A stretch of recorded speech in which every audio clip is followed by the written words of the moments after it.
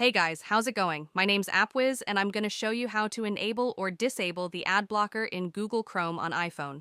First off, go to the App Store. Not Google Play, my bad, since we're on iPhone. Check if your Google Chrome app needs an update. If it does, update it. If not, move to the next step. Now, open Google Chrome. Tap the three dots in the bottom right corner. Swipe left or just hit Settings. You'll find it there. Scroll down a bit and you'll see Content Settings. In there, there's block pop-ups.